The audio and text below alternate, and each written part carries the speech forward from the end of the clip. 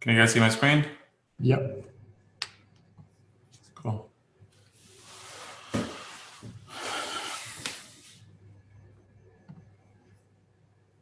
Hey, Bassam, once we get started, do you want to give an update about CNCF proposal stuff?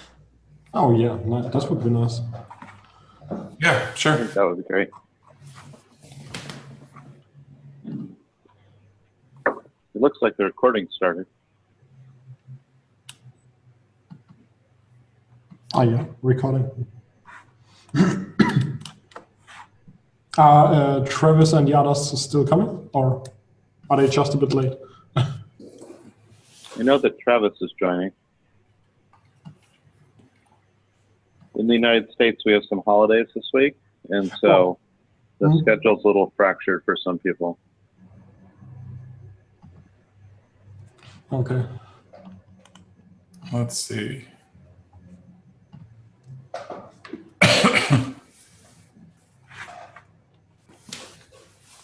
But let's give him a minute and then just get going.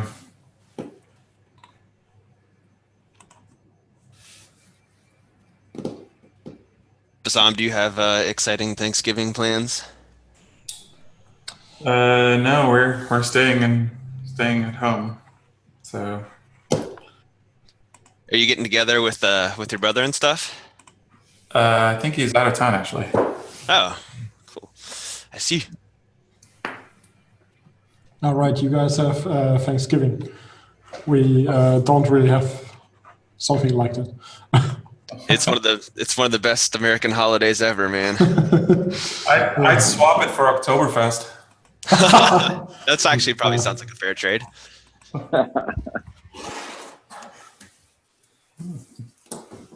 So turkey versus beer, I don't know. That's not a hard choice. Well, the turkey No, might well, involve beer. Let's say it more like this: it's good German beer. It's for us Germans, it's really like our beer is kind of superior in some ways, at least for us. Well, the Americans have No doubt. superior turkeys. So Okay, should we get going? yeah. Well, I'll give a quick update on the CNCF submission, and then let's get to the 0.7 where we are. Essentially, the proposal is open. There's been a bunch of public comments, and I believe the schedule is that there is going to be a discussion on the December 5th face-to-face meeting. The next TOC meeting is December 5th at 8 a.m. Pacific, which will be, I don't know what time in Austin, 10 a.m. I guess. And it's going to be face-to-face in Austin.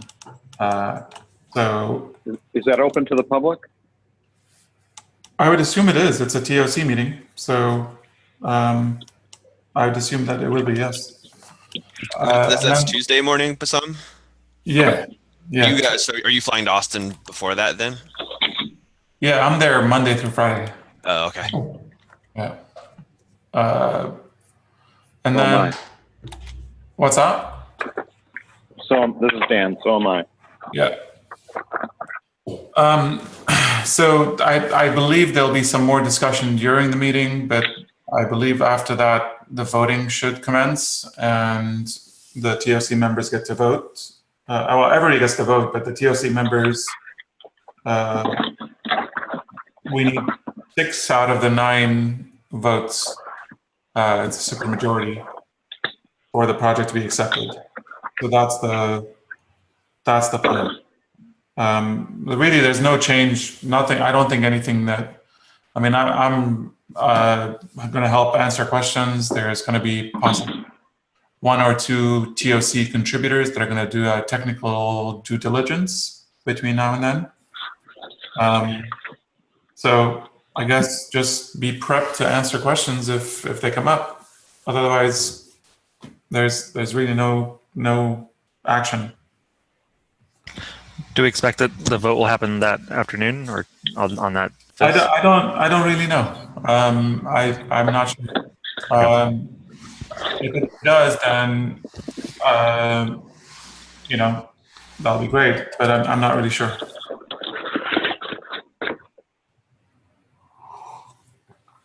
Make sense? Makes sense.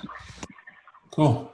All right, so where are we with 0.7 and some of the issues that we're seeing after 0.6 release? I can think of a few. The volumes taking so long to map, and the failure conditions around those with the Rook agent. That seems to you mean the flex volume dear path, because Yeah. that is one of the more inconvenient problems. It is, yeah. And then the other one was the volume plugin dir, and if that's still an issue, that whole new path essentially. Yeah,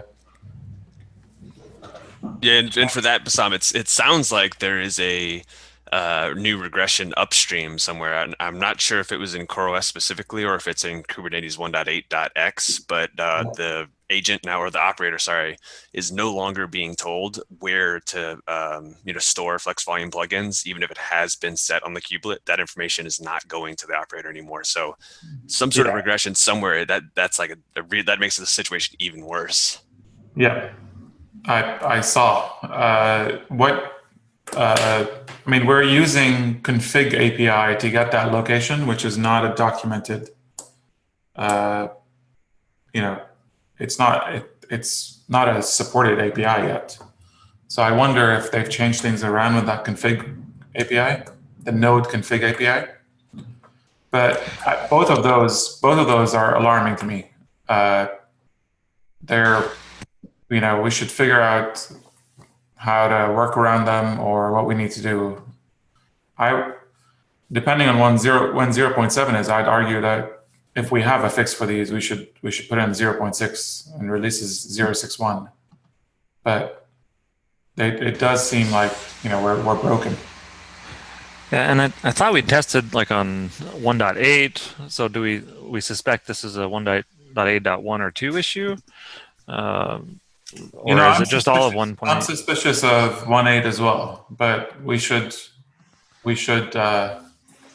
verify it. try.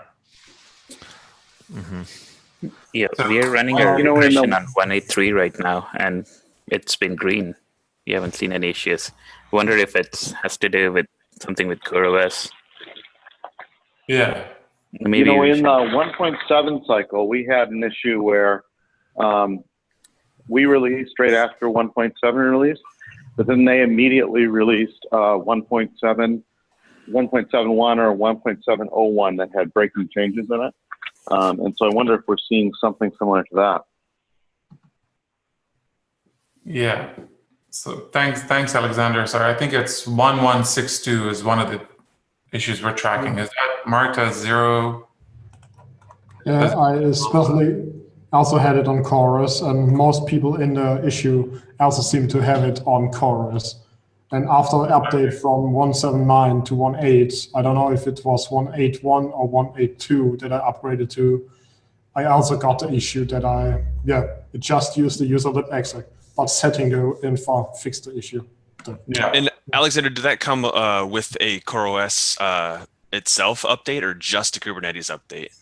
I only updated Kubernetes. Okay, so that seems to isolate it down to it's in Kubernetes and not a CoreOS specific thing. I think I saw somebody mention that they had hit it on Rancher as well, so it does sound like a Kubernetes 1.8.x issue. I mean, again, I think we were getting the path from some, undocumented or barely documented API. So I would not be surprised if it broke. If you scroll down to the last comment and take a look at the first log he posted, you can see on the first one above. Oh, okay. The other log part here, the lines with flex volume dir path from provided endfar. And then you see that it defaults to the user lib exec, which is set as the default in operator. Mm-hmm. It's the sixth line from the bottom. Yeah.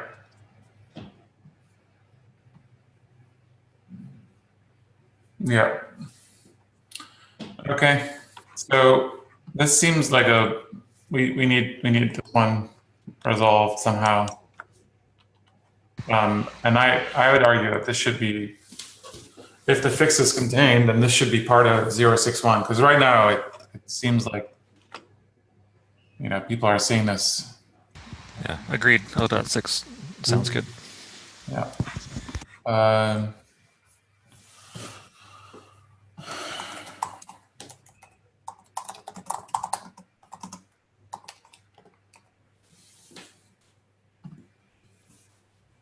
And can we go ahead and get an assignment on that too? So a name on it. Yeah. Who wants this? I think Steve would be quite natural for this. I think he's already started looking into it as well. Yeah, not that he's out this week for holiday, but yeah. I worry waiting. Oh, he's long, out this all week? Yeah. I'm not sure if he'd be online over the next week. I might be able to take this then and try to look into it as quickly as possible. Even if just to understand the repro and if it's simple. Right. Yeah. Because I don't think we have a good understanding of where the regression is. Go ahead, Dan. My understanding is that he won't be online. Okay. And then the other issue of the timeouts and RBD map taking too long and the failure cases around it. I guess I had a question about that. How come the RBD plugin was not seeing this issue? I think it was also present there, but I think maybe the timeout was higher or something. Yeah, I think we don't have a clear answer on that, Bassam, but I think this is also, a case that I don't think that Dimitri was trying this case before, with a multiple terabyte sized volume. So I think it's kind of a new case that wasn't necessarily tested with the old RBD plugin. So that's maybe potentially why we didn't see it. Okay, well, that's good. Can we look at the call they make there? In Kubernetes, in the plugin of RBD, or where? Can we look at what the RBD plugin does with timeouts, and if we're doing something similar or different, or? Yeah, we could definitely compare it against that behavior and make sure that we're not out of whack with what our approach is. Yeah. But yeah, the general concept of basically creating a lock before we're completed, making sure we clean up that lock if this that node is abandoned is going to be important. Now that being said, I would definitely make a case that this is more of an edge case or a less frequent thing to run into than we don't even know what plugin directory to install to. That would obviously be the first priority in my book. Well, the handling the error logic seems pretty high priority to me. Where if we're leaving CRDs, leaking CRDs because something temporarily failed, that seems pretty bad. Yeah, I wouldn't argue against that. And I can think of like 30 different failure conditions for why RBD map could fail. Right, and it's and something else that's important to remember though is that the normal failure path is that Kubernetes will retry, and in the vast majority of failures I've seen, the retry fixes it and we don't leak anything there. What happens here is that when there's user intervention to kill the pod and get rid of it before any retry gets to reach eventual consistency, that's when we have this. So obviously it's something that needs to be fixed, but it's not the default failure path here. Well, let me say one more thing, I guess. I think what I'm struggling with is when we believe, at what point do we think that Kubernetes owns the retry versus we've leaked? I'm not sure I understand the difference here. Because, the process could fail, the node could fail, RBD itself could fail. At which point do we believe that Kubernetes will come and give us a chance to retry, and where? That's the part that is a little hazy to me. Yeah, agreed. I totally agree with that. And it's okay to say failures will happen and then we can recover. It's not okay to say that failures will happen and then it's user intervention. That's the part that I feel like we're relying on that right now. Yeah, I think I understand what you're saying, and I do believe I'm in agreement with you. Okay, so who was that? Something that Steve was looking at as well? Yeah, I think he had already started on that one.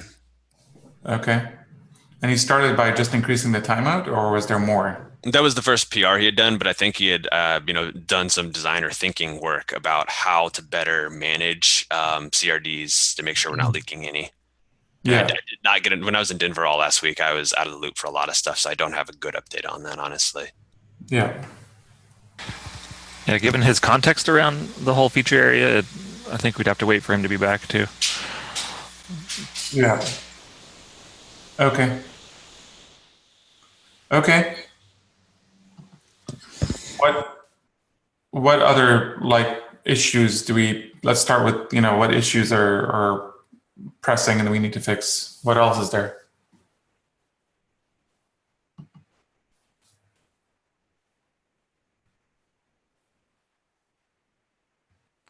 What about volume can't be mounted if already exists on volume attachment list 1214?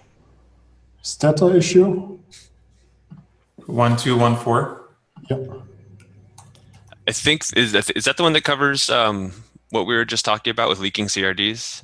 What was it? Yeah. Yeah, that's it. That's definitely. Then the other one that I think is important. Could you go back to the milestone?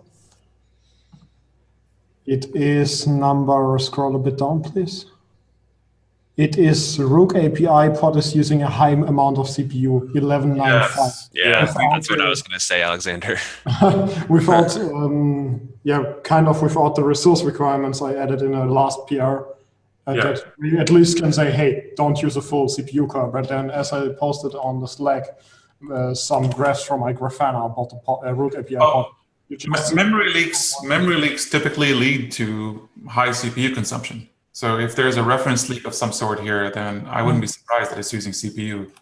You can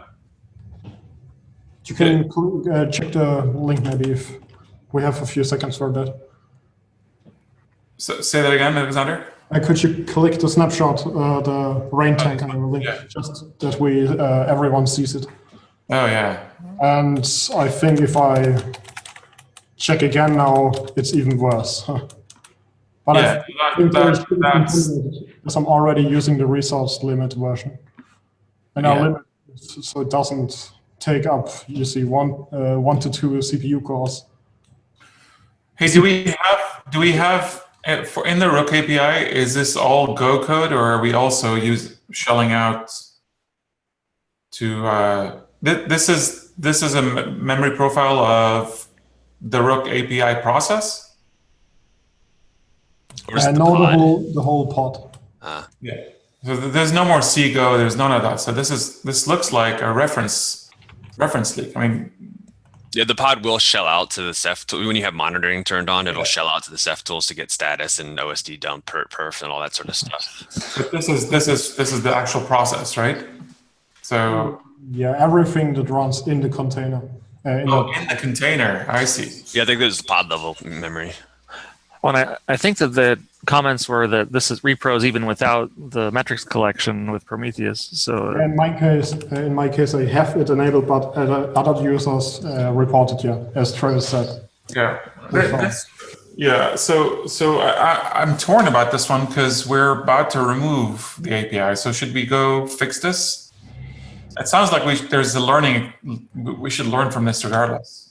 I think especially good for debugging this, but overall debugging of the Rook components that use HTTP, it would be a good idea to enable or add a flag, enable pprof, with which you can exactly look at what is happening right now, or enable tracing of some kind with, I don't know, open tracing or something. Well, if it's our API, if it's Rook, the binary that's leaking here, it's got to be some reference leak. All these things are remaining, and the garbage collector is not cleaning them up because it's all Go, right? So, so I think that we should look at. I know there are tools to do that. I'm sure you can dump the heap, and look at the frequency of objects in the heap, and what kind they are. I'm meaning the pprof, so you can enable it for every component in Rook. Okay. Not only for us, now the case of Rook API, but for the Rook operator, for example. If we ever have a leak there, we can't simply check it, but with something like pprof, we can. That's just a build flag, isn't it? No, it would be a runtime flag. So when you start it, you say, yeah, I want pprof to be enabled. At least that's how most applications handle it, written in Go. It sounds like we should fix this to me. Yeah, definitely a great learning experience too. Yeah, but I am interested in looking into this as well because it's been pissing me off that we don't know what is going on here. Okay. So maybe let's figure out what we have to do to enable this. If there's just enabling the pprof flag or what's needed. But it sounds like an easy repro too, so we should be able to fix this. Jared, I can send you both links to the packages in Go about pprof. Yeah, sure. Any information would be useful, Alex. Thanks, man. I think we should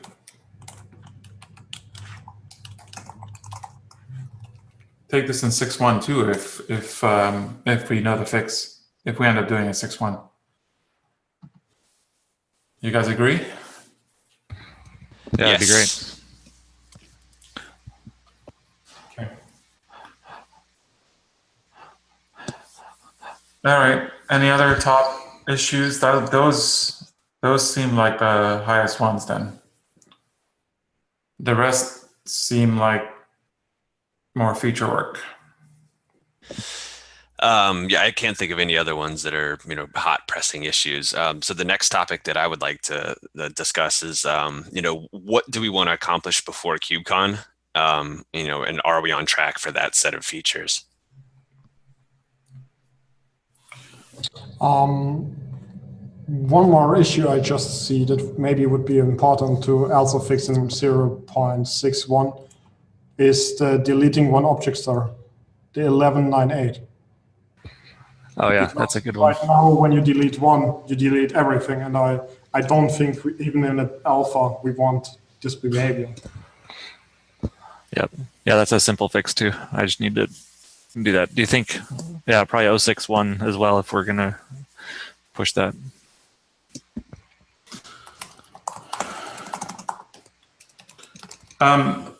Okay. But what I'm thinking is that we don't do anything special for KubeCon. We keep on the path to releasing 0.7. I mean, we could do 0.61 before KubeCon if we have these fixes, but we just keep marching towards 0.7, which will happen after KubeCon. I don't know if there's anything, that would change or is needed for KubeCon. I think that we can show something more of like how the project developed in case of members of contributors at the KubeCon. Yeah, and that's daily progress. That's not necessarily a release. So, the project is a healthy open source project, and I think that comes across to me and hopefully to others without doing a release just for KubeCon.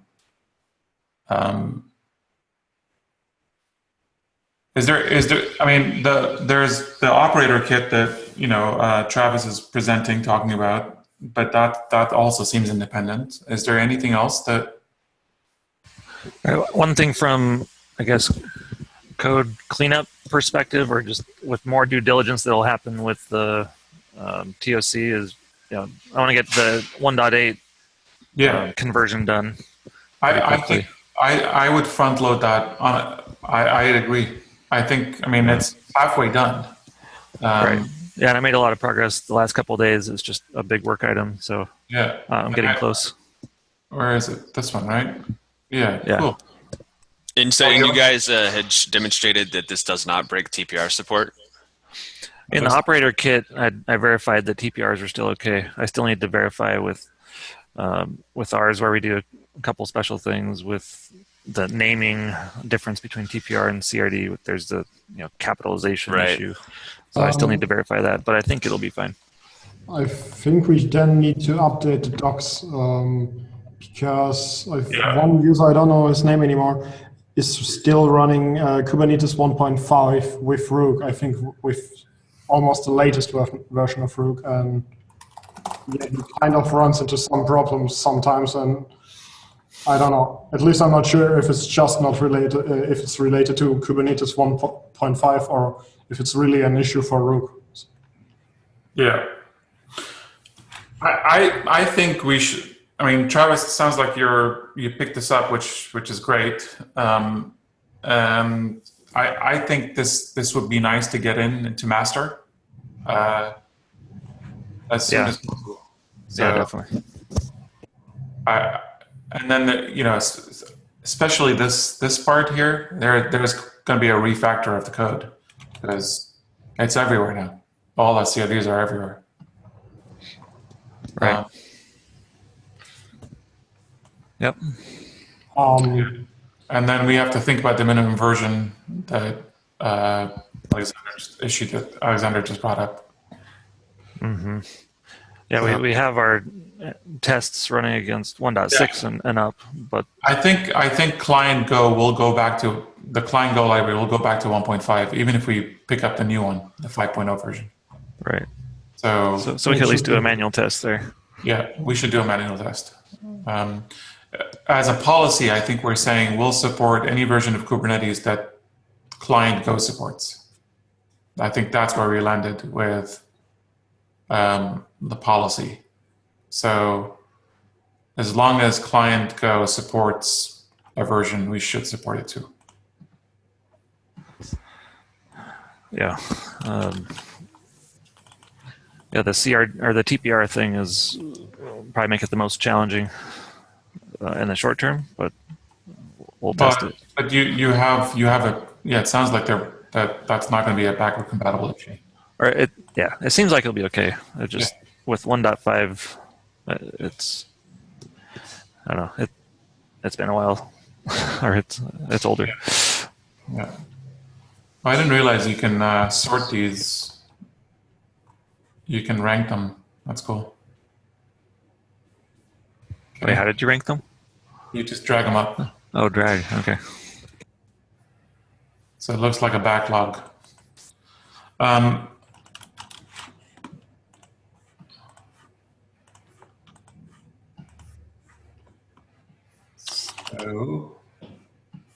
Okay. What other big kind of changes are in play here?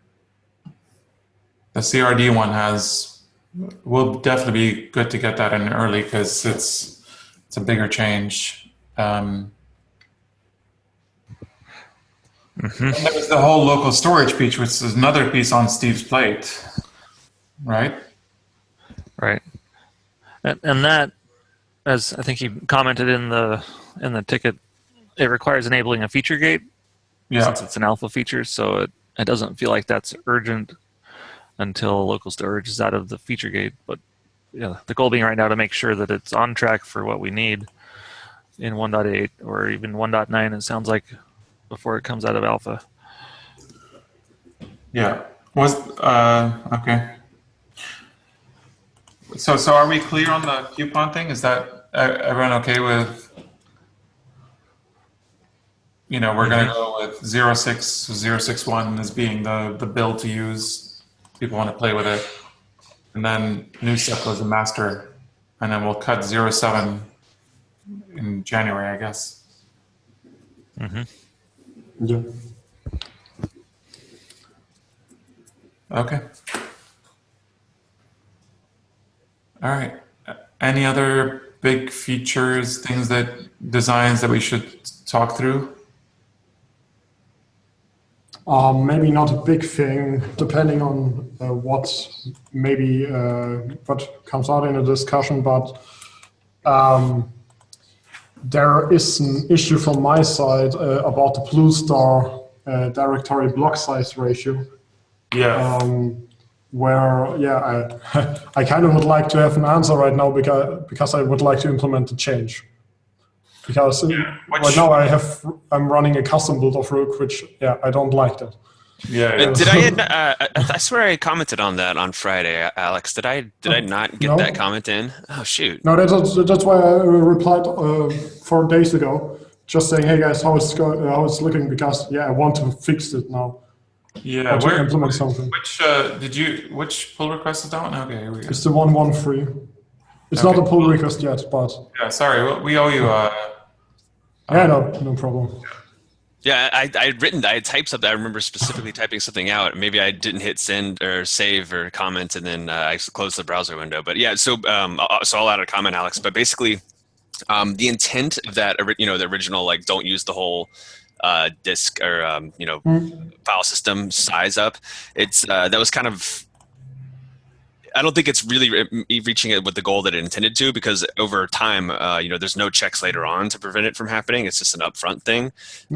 So I think that your proposal to just the most simple thing to do, and it ends up with the same equivalent amount of safety, is just have it at 1, that ratio at 1, no matter what. I think that would actually be fine. But I'll add a comment on it. Yeah, as I said from your comment, or I think you implemented it. I think that it's Finley provision, so it's the same for file store. So exactly, it's not pre-allocated. So there wouldn't be a real change. Yeah, exactly. So I'll make a comment to make sure I hit this time. I typed it up. I don't know why it's not there. No problem. Oh, now, as I said, I just want to get this this change in the float in, so I can switch from my custom build back. Yep, sounds great, Alex. Sorry about the delay on that, man. No problem. What's happening with this one, the least privileged one?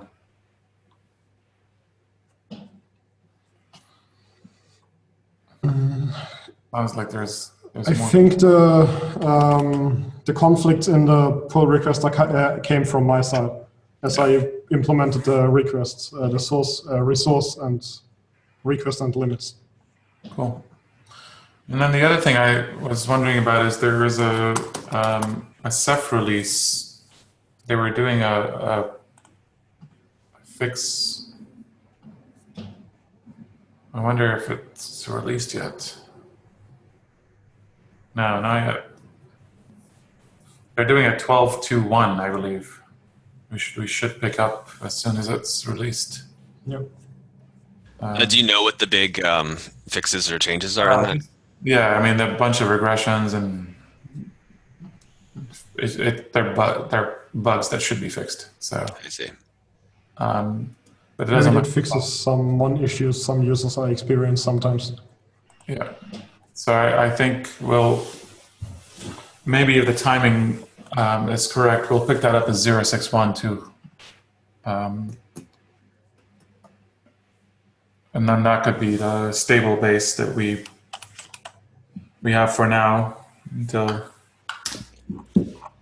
And the idea for 0.6.1 for the Rook release, that's still to go out of the 0.6 branch, right? So fix it. Yeah. We will backport. Okay. Sounds good. Backport changes as needed. No merging from master. Yeah. By the way, with the 1.8 or Go client update, there's going to be a lot of code moving around. So it'd be great to, I guess, complete as many of these pull requests as we can before I get in. And then I can manage the merge conflicts. Yeah. Okay. I think we should try to get, even if those are not real code changes, those 2 documentation changes, I think the last 2 PRs, try to get how it's looking right now. So we get them in too, because I think they're sitting there for some time now. Yeah, it would be good to go through them and just, even for pull requests that are no longer needed, we should just close. I agree with Travis. There's another refactor happening right now with his changes. It'll be nice to work through these. I'll assign myself the 1187 if that's okay. Yeah. As I have been reviewing it mostly. Yeah, actually, feel free, by the way, to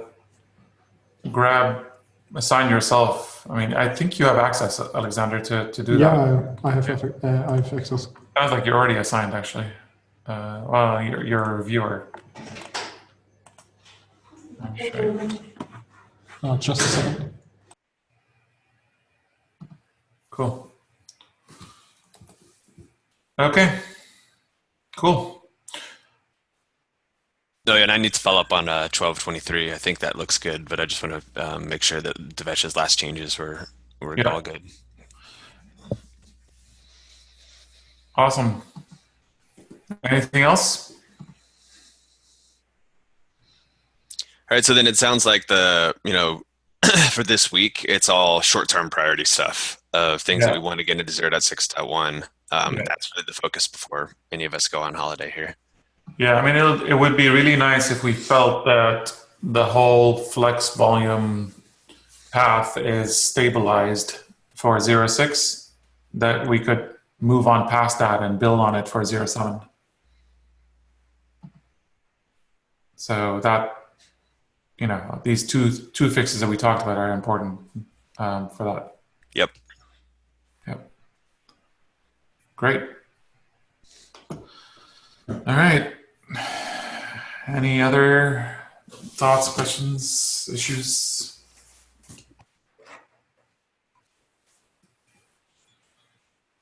All right. Well, you guys have a good Thanksgiving.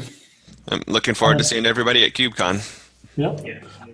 Just a quick question about the KubeCon.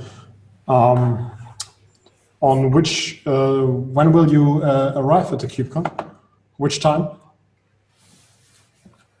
It sounds like Dan and Bassam are flying in on Monday, and then I think me, Travis, and Steve are on Tuesday. Tuesday night, yeah. Mm-hmm. Okay. When will you be there, Alexander? I'll be there on Tuesday too, on 8:15 p.m. at the airport. Tuesday evening. It's Tuesday. Great. Cool. Thank you, guys. Good. All right. All right. See you guys. Yeah. All right.